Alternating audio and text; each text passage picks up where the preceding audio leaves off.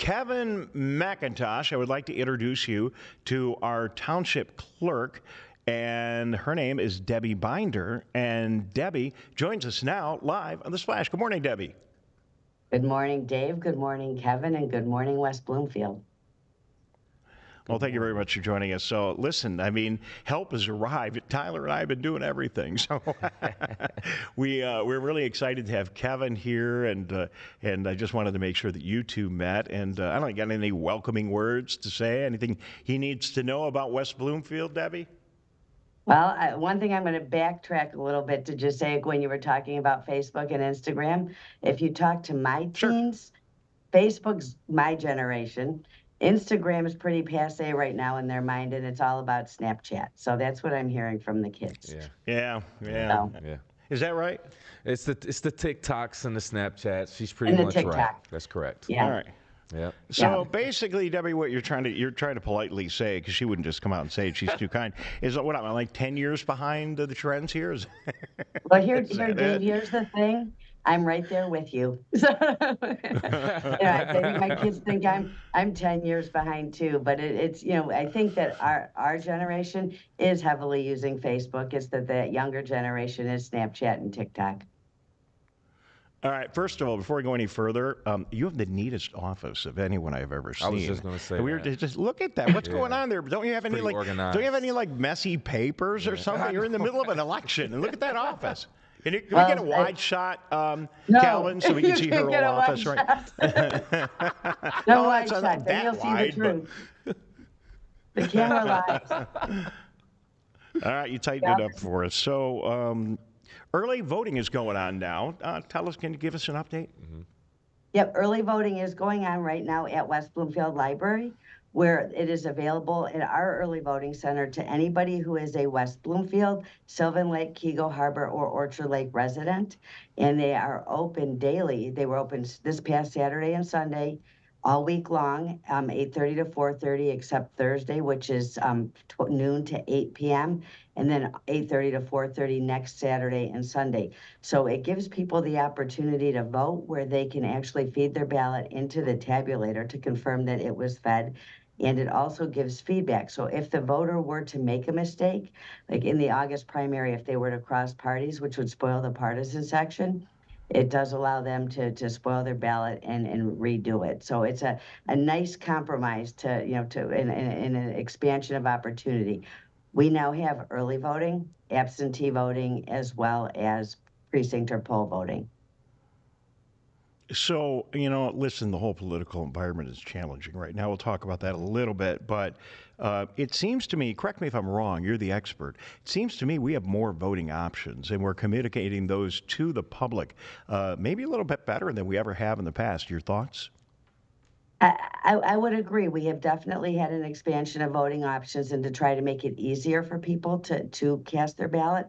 An example would be, as we've been told, somebody who works all day on election day may not be able to get to the polls. And if their boss doesn't give time off, they may not get to the polls. So now early voting really provides an opportunity for almost anybody to have their voice heard and to get to the polls. So it definitely is a nice expansion that makes it easier for people to vote.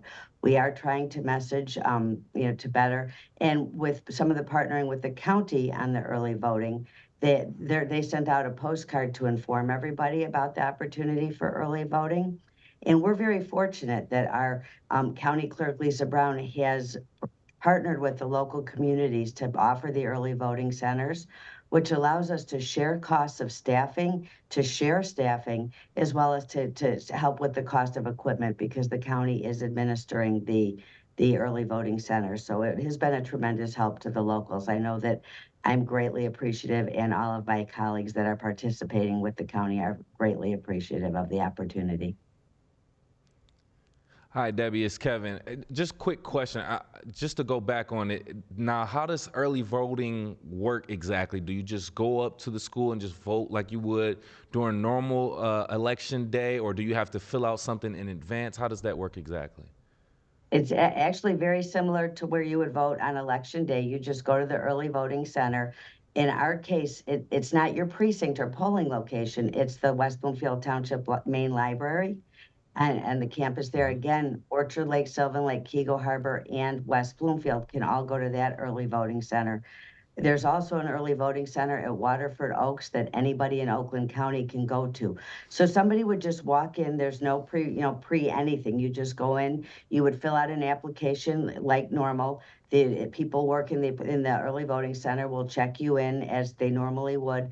It does have a ballot on demand that knows which precinct you are in, prints the ballot for you, you vote your ballot, and you put it through the tabulator. So it really feels just like your precinct does on election day. It just allows you to cast that ballot earlier. And for people who want to know that they put their ballot through the tabulator, it provides that comfort as well as the opportunity again to get feedback. And if you did make any kind of a mistake, you can spoil the absentee ballot and get a new one. So those are the pluses.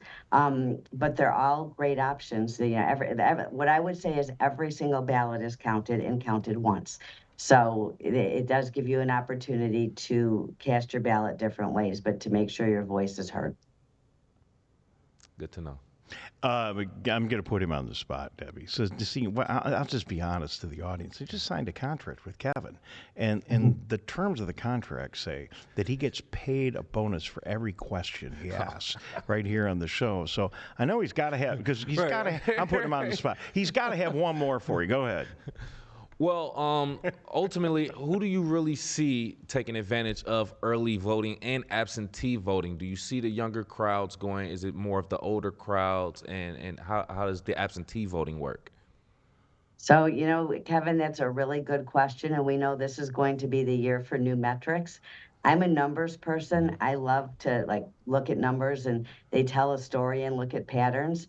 And this year's going to be the year of new patterns and new numbers. We really don't know who early voting is going to draw from. If it's going to draw from our poll voters, if it's going to draw from our absentee voters, and what age demographic might take advantage of it. It will be a telling year this year, and I'm sure next year when, if I'm still here next year, if we will be talking about numbers that I've used from this year to get a better idea where we're going to be in terms of the early voting. So far, we've had about 150 people over the last 3 days that have taken advantage of the opportunity to vote early. Okay. So they are coming Debbie, out and being at the library, they're seeing the signs when they arrive at the library. So we're getting people who just meander in because they see the signs. So I think as it becomes more known, you're going to see more people participate. Debbie Binder is joining us. She is our West Bloomfield Township Clerk. Early voting is going on right now. Debbie, you got to have people to staff all this. We're just talking to Parks about their staffing challenges. Do you need more election workers? Dave, we are always recruiting for election workers. We are okay, and this is definitely going to be a slower election, so we are sufficiently staffed in the precinct, but we are always recruiting for election workers, and it's a great way for people to get involved, and it's a great way for them to understand how elections work and to be reassured about all the processes that are in place and the double checks. So I do invite anybody to get involved. As far as staffing for this election, I'm very fortunate, and especially when I talk to my colleagues, we have a community that really does step up and I won't say volunteer because they're paid, but per hour they're not paid very well, and they do step up to get involved in the community and to give back. They enjoy it. I always tell people when I'm recruiting, it's a very long day. Everyone complains and everyone comes back. They typically retire out of working elections. We have over 110 people that have worked at least 10 years and many who've worked at least 20. So they do find it gratifying and they do come back. And in terms of the early voting centers, in the 9 days of early voting, when we sent out a request to our election inspectors as to who was interested in working the early voting, to centers, and we were sending those names to the county, they were full before they got past the letter B. So it gives you an idea how many of our community members are willing to get involved and step up. So I'm very grateful and very fortunate. Well, I appreciate your thoughts on that, Debbie. Kevin doesn't know this, but he's kind of already figured it out. Our viewers who tune in on a regular basis. Now, this is not a partisan gotcha kind of talk channel here. We're here to support the activities in the community, but we have to deal with the reality that we're facing. And this whole election environment has got, at the very least, has got a lot more complicated. And it would be, I think, fair to say that the cynicism of the voting community is at a higher level than ever before.